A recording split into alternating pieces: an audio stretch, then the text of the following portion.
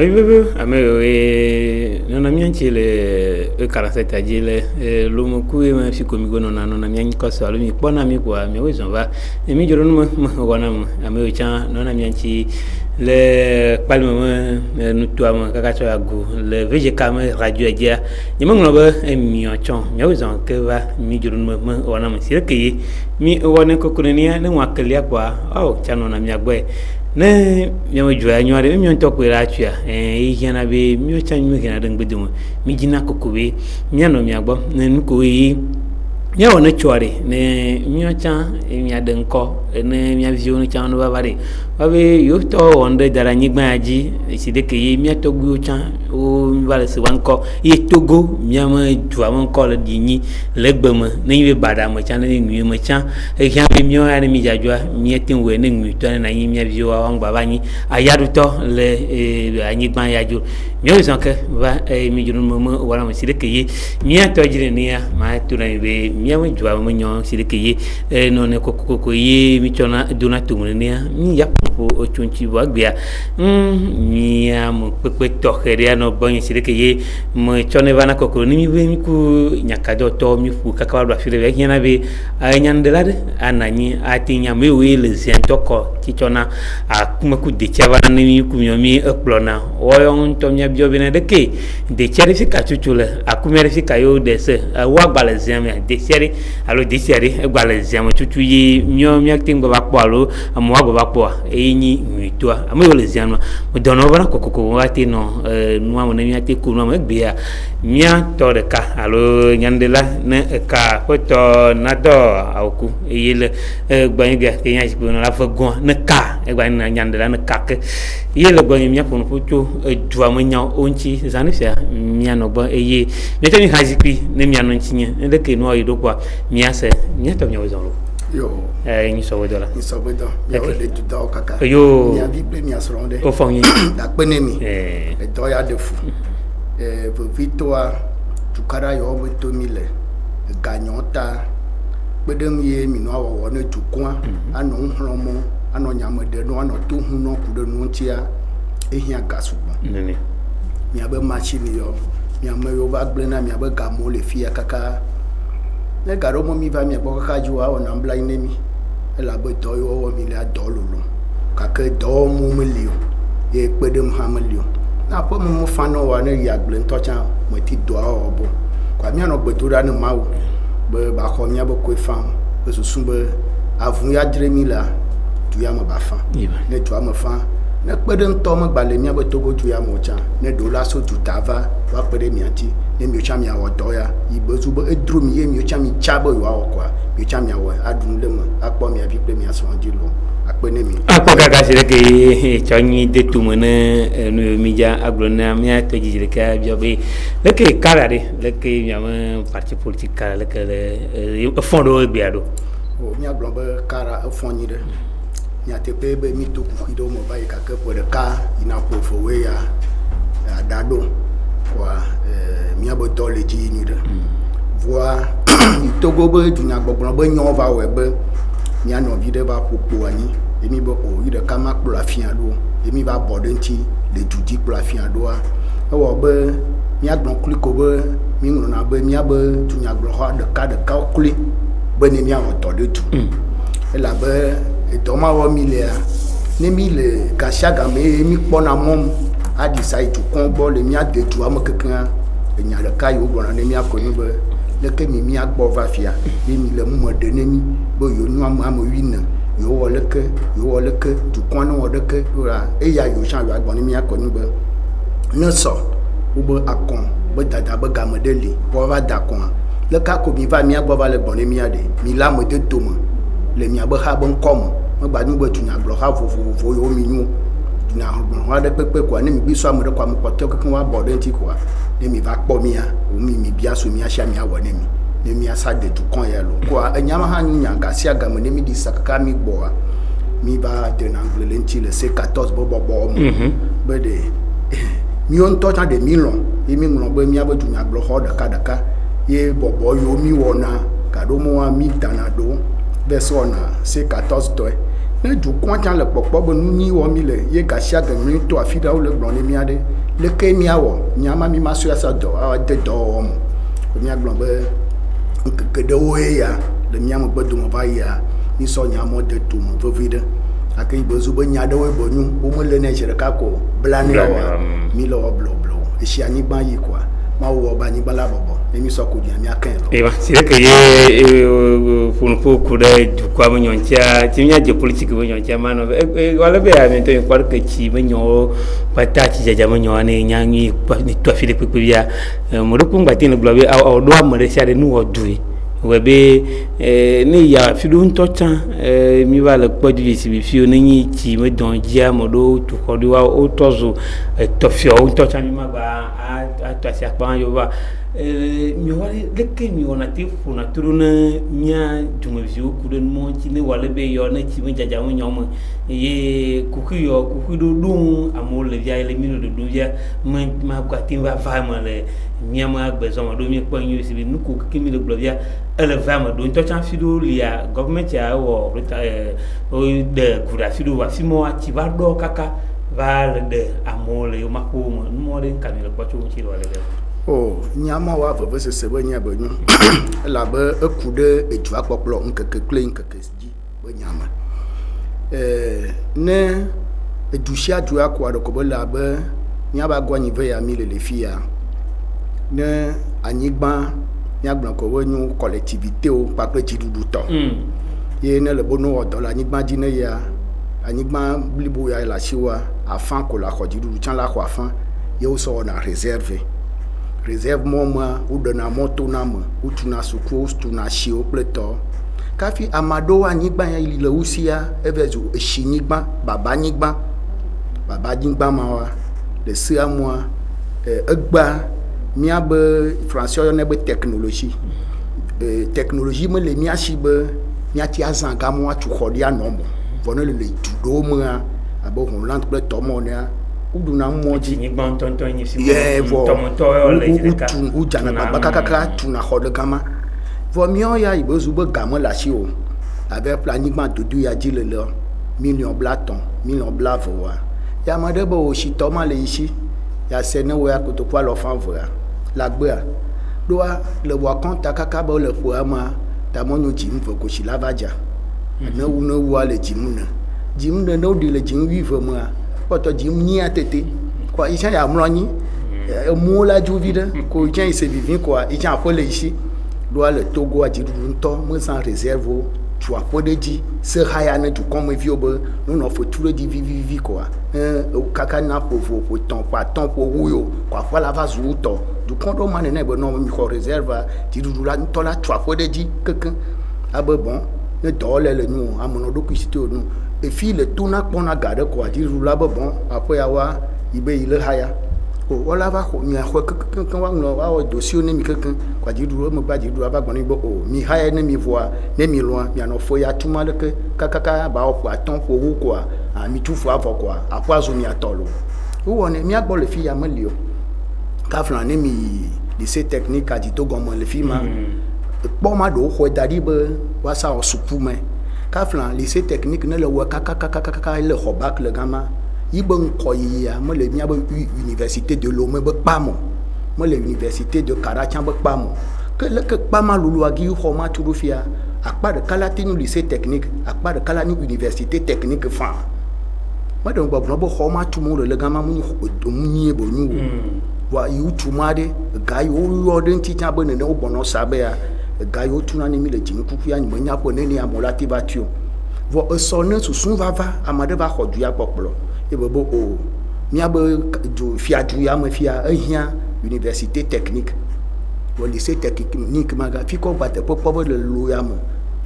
le agɔnyivowo gbɔ lo ebewo gbɔ lo alo aƒlawo gbɔ asa wɔ lycée technique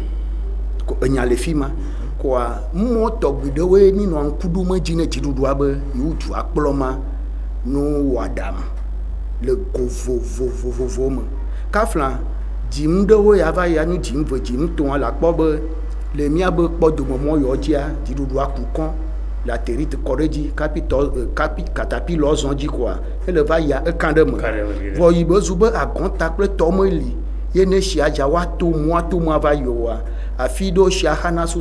du san ibo su bo mo 3 lo nchi ni de ka fi koke ma dio wa shia e de na mo ko no ga mo su kwa evo ne shi de mo kwa evo ma o gbodon de ka ele so agoya si yeye bono mi abedo ko le fia o suku de le gama suku ma ban ko le gama e shi le gama vo domo de va ya o dra gama do vide be kan de mo voa ejebe amo le mi abedu ya mo mom wi do ma bo suku o mom jenti ke no so ma ne wa o la ti we le ke be jeru ka ke ya ibezu be amon kuma popo bo mu wo wa bo de mi abedu ama ta mo nyu amo yo so do mana novi o ko ve so na le wo chan la tu en de la poto wa sama yo ko wo kwa o chan le va yi le po bo ku kon gan ko la bo wo do kwa do ko wo fo ne ni yan chi wo do ru ne mo ba mo ba sun wa le ba to fi ma la po bo do mo ko ne ne bo nu mi ba popo ko la po bo le lume le foyama la po bo le ke ne shi o javi de ko ba le na mo san kaka wa ve ti su ku mo lo alo ba ko de ni ve lo ko le fia o mi bon bien gbon bo foyama to kan de me vi de voix me dado e kan de me vi de voix me dado ke fia ba mo yo le mi aploma amlo amo yo pona nyamo ba pa ma gbo le chidudu ama wa de tatu le manti ne wa gbogbo ne ke yo le nkogbo wa ne si abdua meteo wo annonce be si aja no jaja kaka na jin ya bon wo mo si vie bo jaba nu ke ne va le jaja ne ma le kemi le gomo je akpo fi ne wa ne disposition de li wa prendre le ke be ne du comme vion baba kpo fuka ka kpa lo wo mi agbon du comme vion chambe nya tepe mi nya be ka be nya le se le togo du ya ma ka ke ne o chan be ya plan gba fi la fledo ne eshia me gba fi re ko kaka ba va lo chan ana mo de va kpo chan wa nya bo mde jo wa nya ra gbagba je ne mi ana nyi gba fle le ga mi gba ba no shia ntonto mo fle mo lo yo va fle chan tonto mo na wa trozo ku hi na nyonto do meteo alo ami kona meteo kona chimenyo bo ne de kana kikia to trondo ne chijamanyo o to alo akpamaji globe litria kakana litrama manu wabe chi gangan jaja chi tonto jaja chi otogya obi mu popole pe ton ne aton mu dudu mu ya no baby jaja kama nkamyo mia le bla ni mia atra mia do kuru de kene chi le no kadama alo chi le no jeje finilia nyabe do hina dia zamia chi aba jaka katin va lo fa yo no to jaja men jesu alo mi po alo mi lo pon e ne gbagbon na mi popo yo kama mia atra lo mia do kuru ne chia ngba ni kuki ne emiku wulu nyai politique me nyogo do mi nyangirebe ni mi jaba wona nya ko kuda sport alo kamtete mo do chanjo ni nya gandel le to yo mi nya politique mo nyai nti mo fu to ba afi alo nya yo je ya ama ka ba ya beto kuna do ye me khol mon ni nyandlana parti politique ka le mia gbegbe le que c'est 14 à fond oh c'est 14 à fond ma globe c'est 14 à fond ou mia be parti de ka yo mia be parti 14 parti to e ma de puis c'est mi blanco tonto fisazo do nyam ni be mi le probe jiru lu nyam ngale ke le que oh probe o be treve non ko ya o mo gba o du ko nti kakan ka ke mi to kaka pe bla vo ni va ime ya ka frana ma de gbanu amayeye va do mi abo politique mo chan mo nyi be ya mo no togo po ye mo se mo nya togo bo politique bo nya o ko ne mi va lu o do kaka kwa mi pata mi va di na do na mfu so mo ko ya bro be mi yo wo mi po va yi ne mi mo nya o wa nsin ye ju kon le de la mo ne mi fia mi yo wo mi le ju kon popo bo ma ji me ile ma nya ba trova mo gba la so ple mi ha kwa ba le gbon le mi abe émission abo gomo jeje be o channel re be awode awe bezu so bo na so mo ba value wa yo nko wa ba mo ya wa nwie wo wa e ma le do de mi aji ga sia ga mo be amashia mo mro na be yi be sesere la mo ko mi agbon bo ju kon abo fo sese o ple kuki yo le dukɔntia mi sɔ le dɔ sɔwu mi ŋutɔ miabe sese ɖe la. Yo mia de me dzi ɖeka ku élection alo akɔdadame enyawo le akɔdadame enyawo mia ɖoɖo ne nua sediawo tsɔ da ɖea eye me yewo le zɔzɔm le eye ɖeka tutu gbãtɔa eye nyi be mia anɔ dzo ayi nua se mi me akɔ ama be va tsɔ enyi ne mia tsɔ enyi ne unitsa va mi va le sesem be yebse be yayi le afi ɖe ne miɔ tsã fima eli gongo be mi jaxɔ le esi ku akpa sese ɖeke ye mi le akpa ma dzi ne nua va le kuse ge tututu mi le se nua gɔme tutu le akpa ma. Enyama enya ɖe be nua miagblɔ be vevesese be nya be nu ne Togo du akpata vɔ mi nya be amewo yiwo me dzidzi be nu ne trɔ le du ya amewo adzidzi nya bo mu be nu nɔ vɔ nya me ka ɖe dzi be enumama nyu UFC be ha kpata be taɖoɖim ye ba nyu ame ɖewo ko wo susu ba nyu me ɖo preuve ɖe ko gake nene me mu akpɔ me ma elabe ame yiwo le UFC akplɔ ma nu yiwo me mi to kakaka va yia wotsɔ wo kpɔe kuxi yiwo me wotsɔ wo ŋutɔwo to kaka va yia wo kpɔe nye me ka ɖe dzi be poste ɖeka le senia ye la va na fia bena wo magba yɔ be nu wo megba nyu ame le Togo du ya me o gake adze be dukɔ ne se gɔme le numa ne miaɖe gɔmea yi be gɔmeɖeɖea le akpa tɔn akpa gbãtɔa le nyi be yi mi wɔ comité de suivi be réunion kpɔtɔea nye ŋutɔ me nɔ xɔa me ye ko sedia ma mo ma sedia wo ba mo wa ino C14 me be délégation fifia mi va nyawo me to kakaka ku ɖe seni be nyantia gbe ma gbea ye government ya va se gɔme be yo lɔn be C14 la tsa ame amenyi yo tsã ya tsa ame amenyi C14 tɔ ya be dza tsa yo tsã yo be de be mo ame yi ne dro wa wo ŋutɔ wa tsɛ eya tsa be yo tsã yo la wo tsã ma de mo ame yi dro yo wa ye yo tsã yo atsa ke senia mi ble le xɔa me kaka mi ŋlɔ ɖe wo ma ya wo yɔ be relevé de conclusion mi ŋlɔ ɖe me ke senia ame wuiadre le me ne mi xɔ nyinyia ele wuiade ekpɔtɔ ame ɖeka le miabe code électoral la be semua ke ame ma ɖo la so administration me bon vɔ miɔ mi gbɔgblɔ be ame ma tsã ne la gba so administration me tsã ƒuƒu se ba nu le ame ne nyi pɛtɔe nya pɛtɔe ame wuiadre ya ni fiɔha dɔtɔ ye miabe code électoral la gblɔ elabe amewo me ɖo ko tsana ko wo tsana wa leke ye ma gblɔ ame yiwo watsa ame yiwo la tsa mea wo ye dze mi da si ɖo le bɔbɔa me be C14 kpakple government ame ɖeka kpɔtɔe me dzra na ye ma gblɔ me le yi be nyame ɖe me le me be ame ɖeka kpɔtɔe mea miabe ko da gbɔgblɔ be ame yi ba nyua la nyi dziɖuɖu dɔwɔƒe be ame ye mi gbɔgblɔ be mi megbo ŋutsa nye tɔ me le gia dziɖuɖu dɔwɔ le me nyu mi gbɔgblɔ be woanyo dziɖuɖu dɔwɔla ɖe kpekpe ko woave sɔ leke ko mi gblẽ kaka mi se gɔme be wotsã wa sɔ ame amenyi mi ta mia sɔ ame amenyia ame ma tsã miagba gblẽ se me kaka ne wove sɔe tsã government uni tsã la gblɔ be dzɔdzi ne C14 tsã la be dzɔdzi ne koa mi nya be ele abe ame neutre ne vɔ ne mi dzi ame ma le miabe Togo du ya me kakaka mi me kpɔe oa miabe dzidzi be woti sɔ ame sutu ta va fã kafla me fia be ame mo va sɔsɔ be ve ye dzava ni président ne senior lo do ne mi trɔ utrɔ senior do anyia ke senior ba do la trɔ tsa biro bu kafla ne uni tɔ wo da si ame ya ne nu président gba de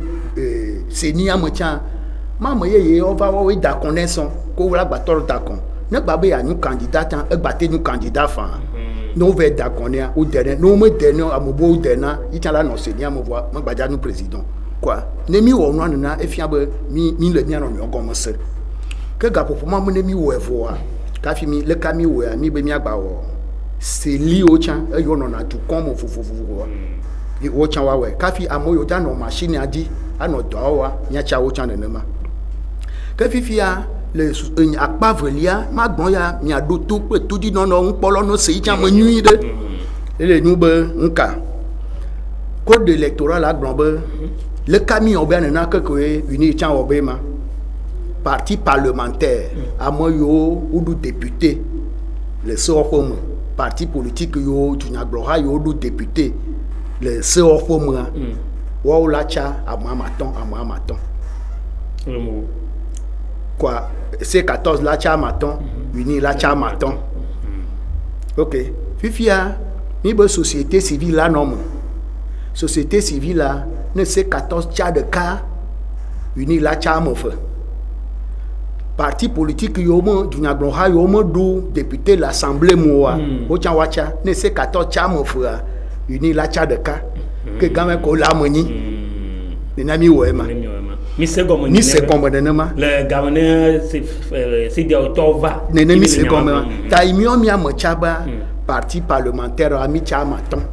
mi tsa société civile ɖeka parti extra parlementaire ame eve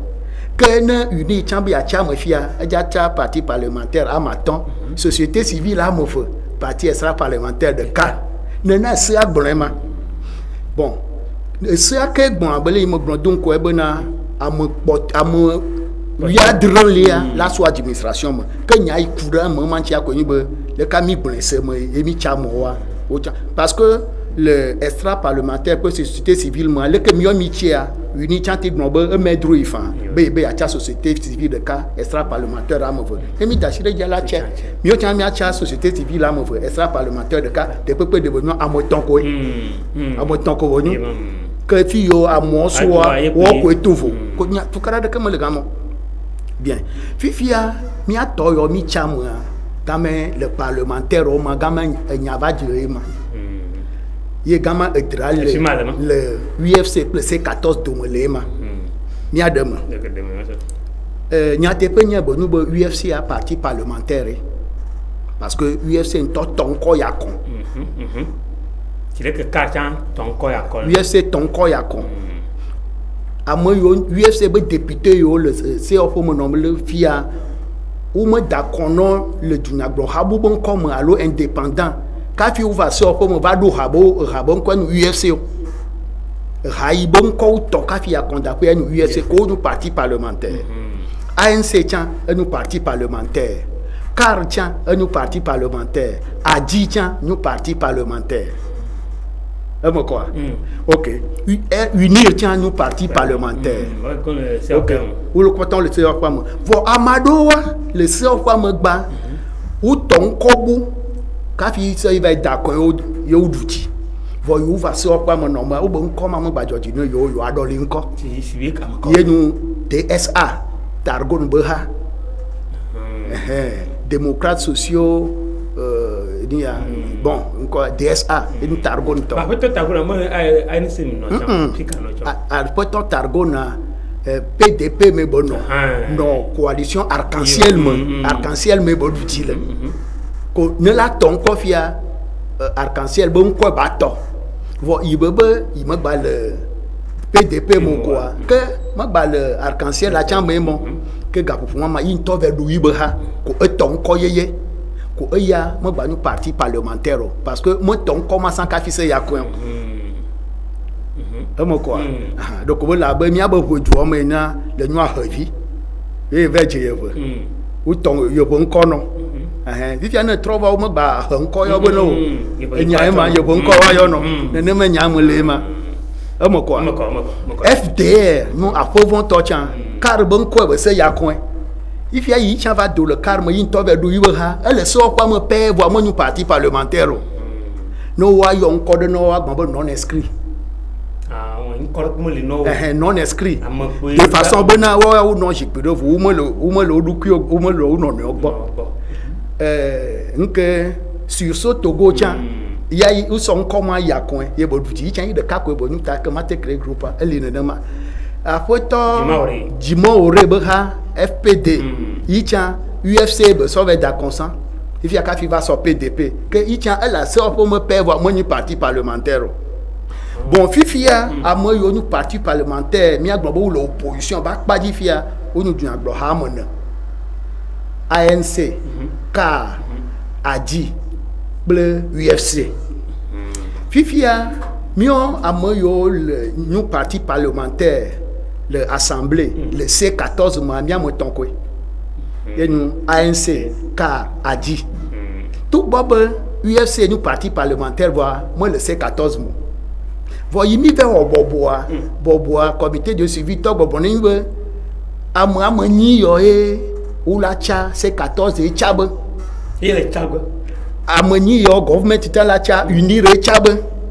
fifia yi UFC mo le mi amowa ne mi mo be che wa mi mo jagono vo agbogbo kati ta yi nous parti parlementaire vo de yo mo chayo ha enya ya ba bia enya lemu vodo ko mi adun ti ne ba yi mo le C14 mo wa yen ti bi mo ti olo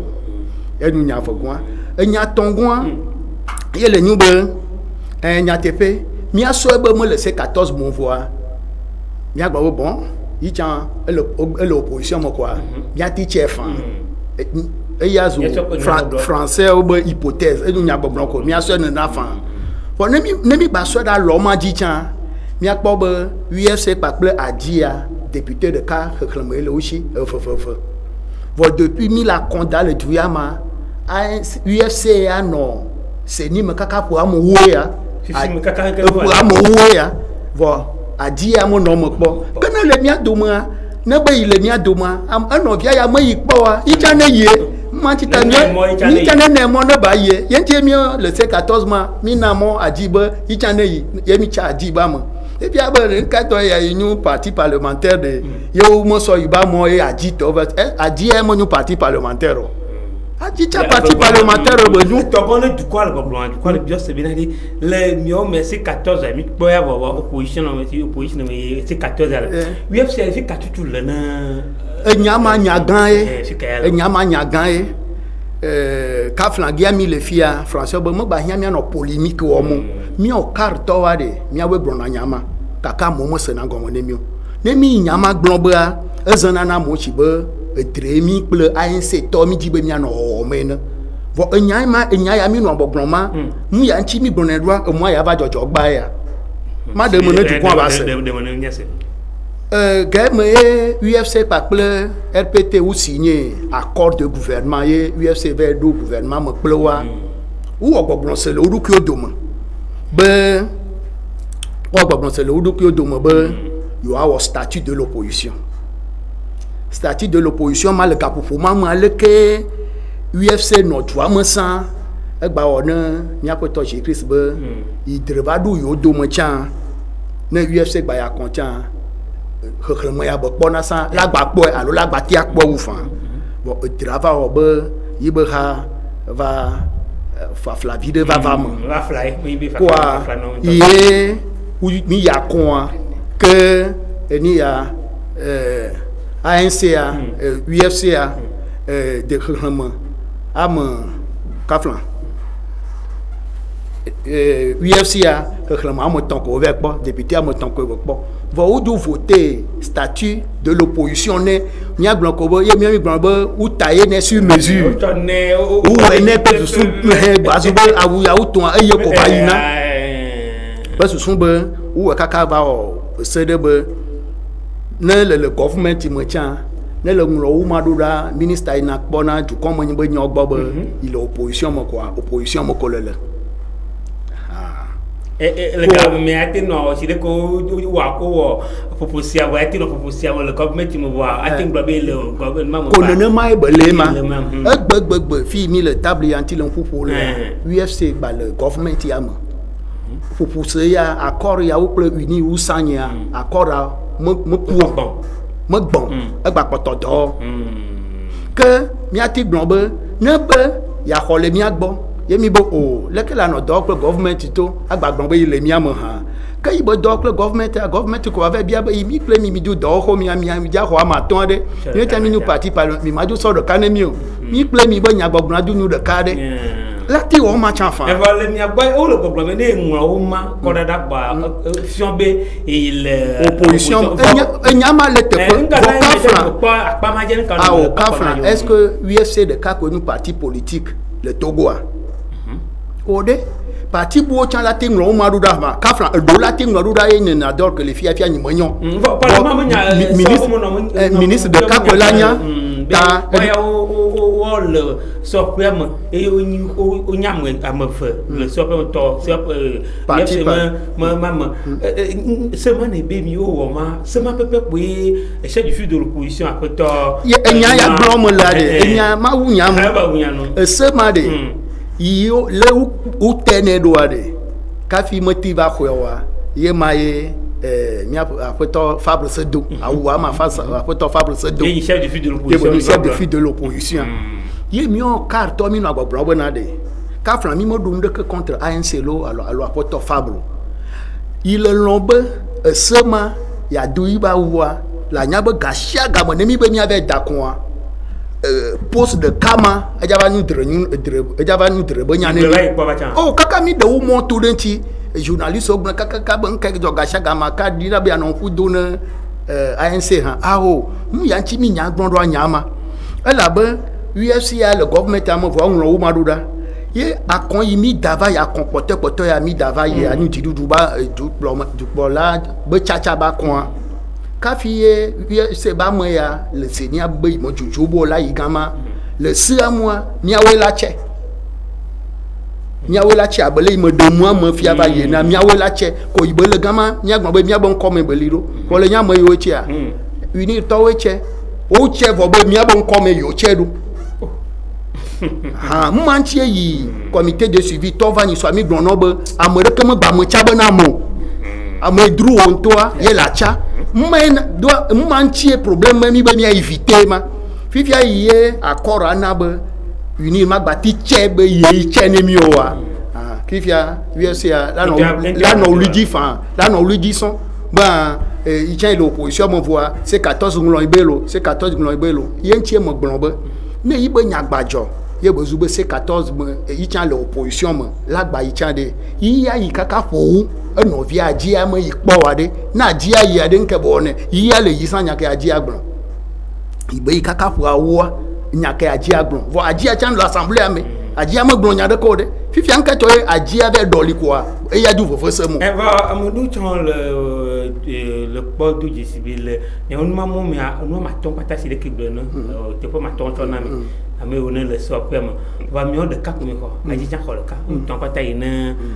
ANC nka ina ANC ma tin po si de ke ye mi ko be no va le tu gedele ko a cho de kana UFC pour ina ma tiswene ola ma tiswene ANC ame la di mo relevé de conclusion no comité dessus ANC me ton no patu agbon UFC a de mo le ANC a de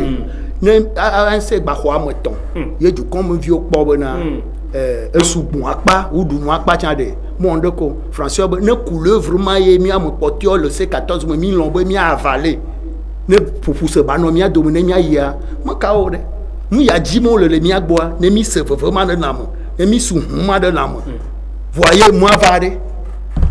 mi abena c'est niveau poste de quantité c'est 14 bandoa on va si le va faire mieux tom ni va proposer le mieux mi amale c'est 14 ya si si avait du gedelen quoi je vais chakal gedema de mi jawo ya ni gedema de du la a jog balo be tien le noa mo kude le ke yo ku proposer la won ti wa e tien ngolo lettre alo no ma duada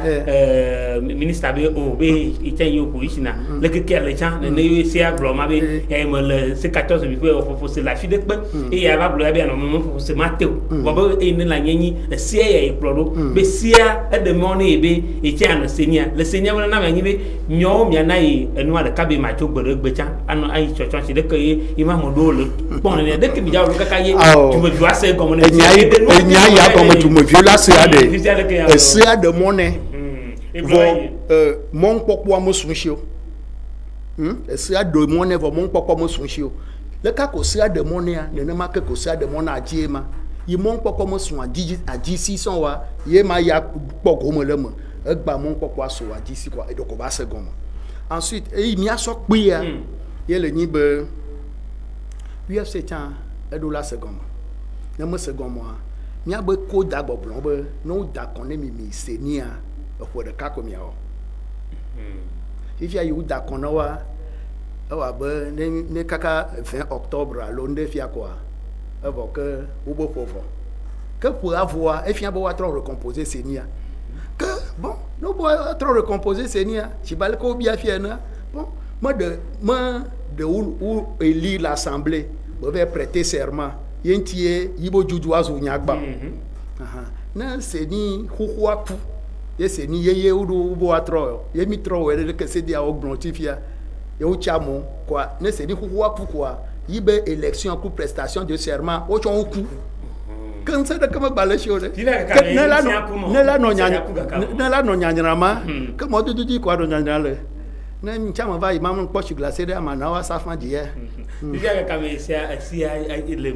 normalement sia donc ko me ba leader tamo voir on number na mo ku le 14 va yo le 20 prochain do la coup le sia kake mieto minya sebenya alors on a dit amado la gnombe Nimedou dato avec les attitudes de tamo kaka marela gnombe par exemple nous dakono 14 yo va prêter serment le 20 14 heures amaro ton la tek bombo 20 heures amoyo mom je sentia ni mo isukuo am boton tin na bo sukuo mo yi na amoyo mom je sentia na wa adem mam ko no dem ko le ke mi akpota ni mi akpo eni ma so pe anu be enu iwo mo egba UFC bo nko mi ja no yoyo be ye na be mo soson mo ye le mo han de mo pe do mo je be du kon la no kpo bo manu du kon la no kpo bo manu na gbedo kafla manu mi o cha mi abaji job non non mais UFC le baba non ensuite moi anu mi o cha mi abaji job ne mi ya konda po so wa be UFC ya magbado député de que les assemblées mo for a format de bele ne to mo yin gblem le bo po bodo wa e kaka ne akon va mo do de ye du kwa mo dashi de ibo non non mo je wa ne mo va po amode que le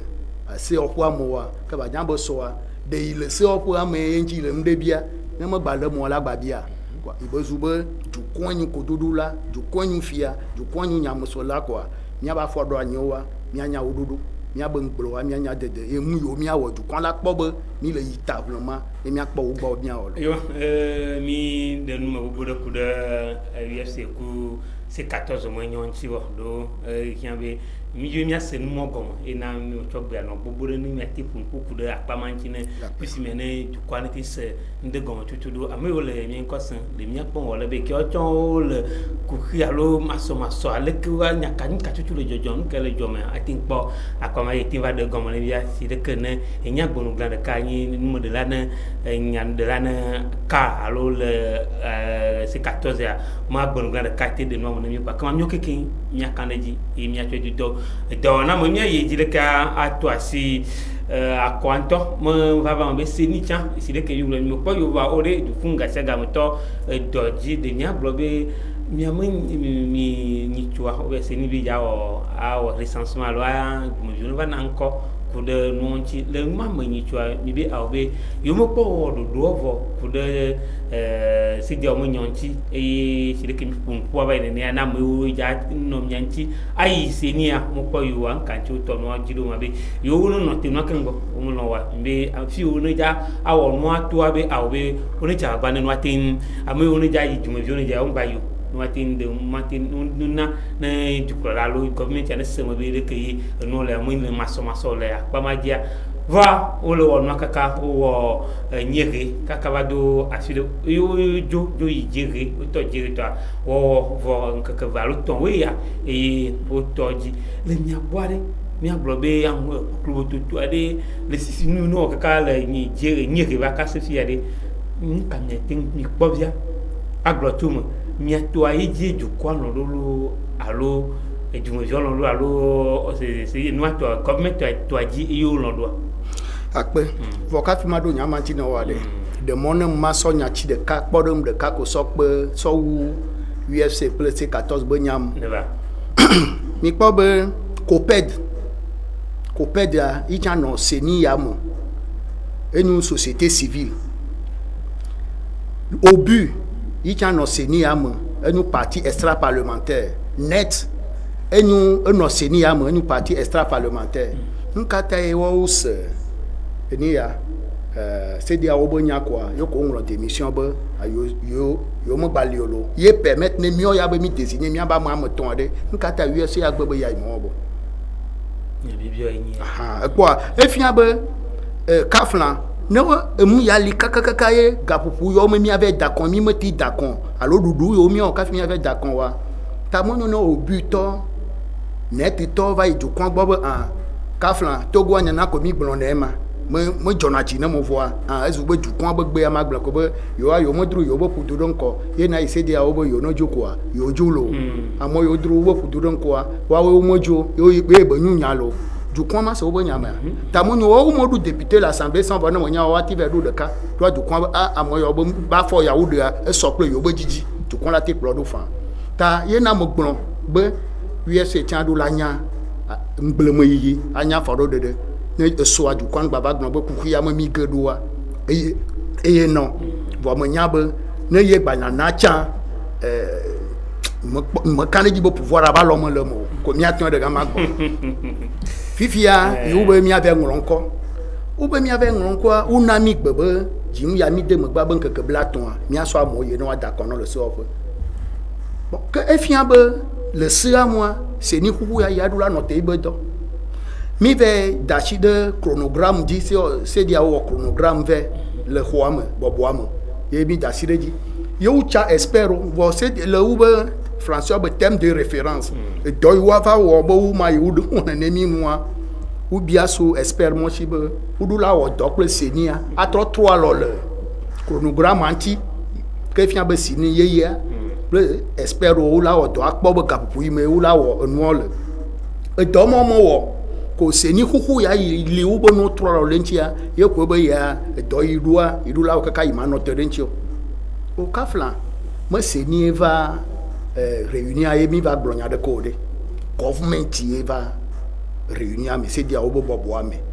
unir ye va government sedia wo be bɔbɔa me yi be zu be government ye le mia kplɔ ma vɔ government ba mo yɔ le mia kplɔ ma bubu tɔ so unir ma wɔkɔ ya gblɔ ne seni tɔ be o mi ve da asi ɖe wo ma ɖe dzia ɖe miabe dɔ ma mi nɔ te gbɔ ne mi me nɔ to mi kpɔtɔ le dzi yi ma sedia wo tɔ la va gblɔ be mi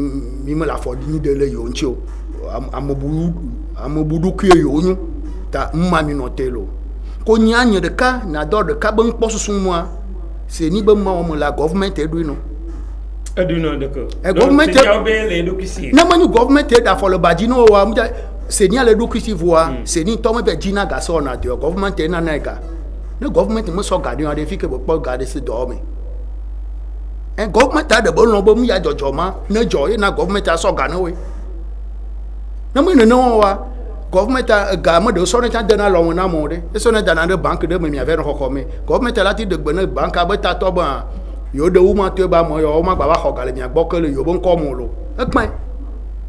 ekpɛ vɔ ne government me ti wuyɔ ye seni ƒuƒu ma gba kpɔ ga gba se le dɔ le yi mea ka ye ma enyi ame gblɔ be nyanye ɖeka na dɔ ɖeka be ŋkpɔsusu ma government ye ɖo dɔ aɖe be ne wɔ vɔ ne nenea ke le be government atɔ tu tan le anyigba gba sɔ ɖe le sɔ mesɔ kpli o eva nu yi ne ma abiɔ le akpamadza ŋdzi ma abiɔ be leke yi le wo tutɔ doa dzi vɔ le doa me tɔtɔ dzia ɖe leke ye mi wɔ kakakaka ye wo dzo le fi me te se nye me gba be ɖo dzedoa dzi le gbogbo ma ekpɔ be enya ya nu ya dzɔdzɔ ma ɖe miawo le C14 ma anglisi mi dzi be mianɔ gentleman ye miazɔ ɖe enya yi mi gblɔ miazɔ ɖe dzi kafla nu yiwo keke dzɔdzɔ ma emu ɖe ke me ke ye mi kpɔ mu ɖe me sɔ ɖe dzi ne mi o ye mi me ŋlɔ wo ma ne sediawo kpɔ o kema mi le dafɔ sediawo dzi gasia game ye mi dona go kple wo be expert yawo le dua ma tsã gblɔna nu yawo be mi kpɔ ma ɖo ga ɖewo mɔ wa ne mi yi bɔbɔ mɔ wa ne mi ve nya ɖewo gblɔ ma kafla Guinée tɔ yawo va na Ghana tɔ yawo va tsã dukplɔlawo nyuie amewo nyu minista amewo nyu ewɔna nɔ be o le dukpɔkplɔ be nyama mati nɔ nenema o ɖe ko afɔ yi ɖe mo va le fia afɔ ɖe ɖa va zezẽ be togo wo dukpɔkplɔ ta menyo to vo ne dubowo me tɔ ko menyu ŋugbe nyu kafla le dzidzɔ ne miwo voa mi sɔe ko be enya ɖewo mi gblɔna yewo me se ɖa me ne miwo wa dzɔ ɖe me yɔ dzɔdzɔ fia woanɔ kpɔ ne sɔ mi va na ye mi gbɔgblɔ be nu ya ɖe nya ma gblɔm amemɔ le nu yawo mo le nu yewo be wòave wɔ na wotsɔ wa se gɔme wa be ko ne nya ɖe li woagblẽ na afɔ ɖe li woaɖe aku ɖe ŋuti kafla mi tɔ nu ma gɔmea mi attract mi gblẽ le wale si dzi gblẽ le télévision dzi gblẽ le presse wo me gake mi gba wɔ wu avi be fi yiwo radio wale si kpa mɔ me li o wa woame sɔsɔ yia miaba mɔmɔ wa o ame ɖewo le wo emi be wo mati le wo wo da asi ɖe wo ŋuti eya wo gba tɔ gɔme sɔ va yi tsã wo gba le miaba me le baɖu me wa mi wɔ kaka wo da asi ame ɖeka nu miaba me ke le kara wo ƒu fia kaka le ku kple agbedome le kɔndzi fia enyu ayese ba me ame ɖeka le tsamba nyu PNP ba me yi tsã wole kple ɖo fia kaka mi eɖo gbe fia mi kpɔ se ŋkɔ ha ɖe ko nya be wo vɛ li ƒui lo kaka be ƒu lo eti ɖo chance vɛ be tsi afi ɖe lo mi mekpɔ nya ha ɖe ko ta egba mi de communicateur ku ɖe mɔti be se mi dza sɔ ɖo ase dza wo be no kpɔ bena ne mi le recensement wɔ yewo le amewo ƒo ne wo be campagne tɔ bena va ɖo aɖe nke yɔyɔ. Eba le recensement la me xexlẽme nu mia ɖe mi be awo mi be mi nya keke blia be de wo nanya to afiwo patapata eye nu keke mia ɖe amewo te se gbene mi wo be wa do mi kpɔ be afi do lia o mo amewo yi amewo yi wa leke no le no do mi le se no. Ekpɔ be nu mi agblɔ fia mi ɔtsa mi aba mɔ kafla ame yiwo mi tsa be le mi abe se 14 ame wo mɔm dze mɔ tsia mi sɔ dɔ ma da si no be nɔnɔku to gbɔ be mi yɔ amewo be no gba yiwo tsã eya wɔwɔ lea no gblẽ ŋku ne dzi kpɔ bena ɖe wo le wɔ le sea mea tete hã ye wɔ be conférence de presse de mi wɔ le Edaoba kɔsiɖa ami de megbea nu yiwo mi kpɔ ye me sɔ ɖe dzi oa mi ɖo ɖe go kekekeke. Ekema ɖeke mi le dzi be amewo ne yi no akpɔ be ndem le sɔsɔ ku le sɔsɔ ya. Me nenema yo kafla ŋkuvi ba le fi ma o. Leke miabe ŋkuvi ma nanyi o ne yi be miabe ŋkuvi me li o ye sɔ wo va gbɔ ne be o yewo enyi ɖe kpɔ ɖe ŋke mia sɔ fia o kafla mana kpele be kpɔ ɖem ɖeka ame yiwo ye wo xɔa be woavɛ wɔ dɔ anɔ machine dzia me du ya me kɔ ya me du ame tɔwo wu no gake wo be amewo no san wo ma be yewoanɔ kotoku wu tu nɔ gbe ɖeka fi yiwo ye zumelo wa wosɔ groupe asɔ ami kpe ɖe ŋuti vɔ na milita amewo ya wosɔ milita atɔ̃ emi dɔ si ŋkɔ ami avɔ amewo yiwo la sɔ ga ne miavɛ dza mi alo asɔ mia ne mi yɔ wo be yewo le afi ɖe ɖa be mi ŋutɔ mi sɔ miabe ga ne miase dze kɔ ɖe mia nɔ ne wova yewo atu ne mi ne mi sɔ kotoku na wo na amea gbe ɖeka ela haya xɔ le me ela ɖum le me ela ƒle crédit le me ela kple agala gbanɔ gome na ame ma ye ba sa dzami kɔ ɖe mɔ ma sia ŋutɔtɔ tsã ɖe ame ya dɔ ma ye la dzamia kɔ ɖe machine ya ma mɔ tsã nu ɖe be ne nyi be amewo gba va ŋutɔ tsã be yewoa ŋlɔ ŋkɔ ema nu mɔ xem amewo meti va ŋlɔe afi bubuwo machine agbe dɔ kura ame ya la va dzre ɖo kaka wa yɔ aba va zã do wo te mɔ wo dzo menyi be mi gbɔgblɔ be ma dzi mi le be ne dzɔ ye ŋuti mi be amewo ne gba va ŋlɔ ŋkɔ o tu gbɔ be ne miana kpɔ ɖe ŋkɔ be ne ɖe mi yɔ amewo be ne va ŋlɔ ŋkɔ kafi mɔ tsã dzɔdzɔ ma enyi masɔ ke mi dza ɖi ɖe go be mele se me be miɔ mi be amewo ne va ŋlɔ ŋkɔ koa ne hiã ami lita wo amia sɔ ama atɔ̃ na amea esɔ ava gbɔgbɔ bla keleke kama ma mi tsa miaba amewo le me miati yɔ miaba me be he edɔ agbe mi dɔ mi ɖo aye ma wɔ mi vɛ le miɔ gblɔ na miɔ ŋutɔ le wɔ nu o mi amewo dza wɔ nɔ gblɔ be awo be yɔ mo dza nɔ nu ma te o ya miɔ ŋutɔ nu gbegble wɔ wa ɖe dɔ wɔn ŋutɔwo le wɔna alo eduawo le wɔna wɔn ŋutɔwo le wɔna eduawo le togoawo le wɔna togoa me mi tsa mi le togoviwo mi nyoe togoa mi dzi be ne trɔ mi gbenu le nuantsi ela ko no wo eyi wo wɔ be fia no leka wo tɔn fue fia no wo kakakaka no vɛ da kɔa le wo ba lɔ dzia ɖe ame yiwo dza va nyi député aɖe me togo be député wo dza nyo komi gba ni wo ŋutɔwo le wɔne ɖe togo le wɔne amewo la yi se wɔƒe me fia be da si ɖe se ɖe dzi be yiwo da si ɖe sea dzi ko wo be se ma togo be se lo megbegbe bo ɖe ema enyu masɔmasɔ ema enyu edua be makplɔ nyi ɖe ema enyu mawɔ ɖe se dzi kafla tukaɖa va du ya me kaka ƒe ɖeka kple tɔwo ya wɔn ŋutɔ vɛ yɔ se da wotɔ be no va ɖe avu le mia dome gɔmedzedzea miɔ mi be miagbe kaka me ƒoto ɖo ɖe be awo menyo ye mi lɔ kaka mi vɛ nɔ anyi le nua wɔ ŋkpukpu ɖo même fait de route ma ŋutɔ tsã memue be nu dzɔdzi ne mi vɔ mi be o tɔtɔtɔa enyo wotro lolo ye mi sɔ gblɔ voyez mi dashi de moi dit moi mi dashi a moi yo bum tu po jijo bo moi de yo ji a mi zon de moi dit lo ou ba de fosu do mi mo se wo nya gomo vomion ya ni gbron mi le a c'est dia o mi le blona français o bo c'est dia wa le jouer be crédibilité le nya be sous région le tu oui a den yo formé c'est dia wa le jouer be crédibilité parce que que yo mo to mi le fia le ke du popolo le mi a be Africa du o mo nu me den ko sugbon wa mo soso pla mo bo ji wa kakani di mo libe mu yo jojo le mi agbogba alagba fe jo la fi de so ese dia o lo abi ave de mu bodo mi mana wa nyu be ka fi mi abonu ya lajo a Guinée Bissau bo nya de jo ka mo ma mi aboju pola fora enu se dia o bo président en exercice mais il va le me fi aye ou va gnonya kaka ou de feuille de route to e shibele ko woni mi ene yo so ibo wa ve wa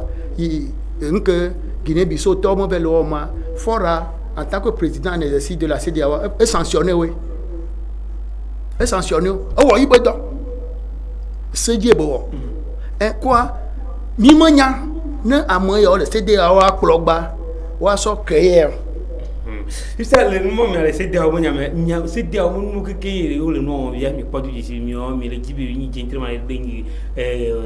nya le tu ya si ko ma be jibi nya mo chochwe anya mo kan ta no no pon wa de nka tutu si kam le cho CEDEAO le daro le mo ke mo ya chan de ko oh CEDEAO donc mi le da de fi bodu la no elle a be do da chi de bolon ho be ya wo no o ibo doy e fi ka goji ka jone wala be yo le wo no mi tan mi be lu ngo ma joro mo le kan ma de alo le problem bi mi no te yo jaba wonde awo e ko be du popolo bo nya me mi le o yo na mdo bo diplomatie mi o mi susun bo o bo yo diplomatie ta mo nyo mo ji bo yo adoko do leader togo bo du plolota wa no glono le ngom ko no to nyu nyala ngom se la wa no te mma no va akware no bo yo ma wo no kaka bo yo ave da kon que le ka ko fora cha wo na Guinée Bissau to wa le san ko se dia auto cha amoyo se dia o ba la o do la sanctionner o mi kan je ti va me na ya le du chia cha wo ma ko ba ya po le ko ya ayele ya ko la po ko ba chen le ko ye na mo blombe c'est dia wa jouer be crédibilité manyu be gba ka flam se me le c'est 14 ici ye ba gbon yo wa mo da de chiko de bonu gba son wa oh manyu be mli voix mi ko magbon e mi a second manyu be consider ya wu mvo e ya mo je be mi le ne afo yo kankan de mi le emi kpo be afomo ou mo le ubo pousse mo sous seni be nyam kaka va se de recensement be nya ya mo nya de mia chi no be nyi se be kaneja nya de ne druma wu to kaka so a mi mia nyi se be so fira gbe ne druma wa mi mia nyi se be mi nya de gode de be de go si be nya ka ona ya o ni mo tonyo nya gba son ya mo nyo ne va mo kwa mo sha melanya e la be kaflan togo to le fupe mi pas tami le fupe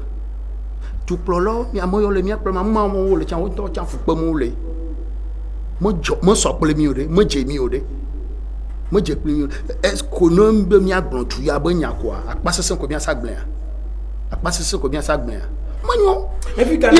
do no le be mi ka de no le nya kicha de ke mi mo po du gomi to le ka me mi pon problem be yo jina ko wi adugo le victime abro nya do victime nyo ai pa vi kuto mo ware mi wo mi ba ho de ka de aro mi mo do ku ka de no te mo wa pa vi be nya ka fa ku de se ni be nya ma no be pa vi mo na nyo de mi na ku pa ni na ni ku président de l'Assemblée unir to we e yo que mi abe député de l'Assemblée moi je record moi je vous moi je don moi de yo la nania ouais mi we non UFC en tocha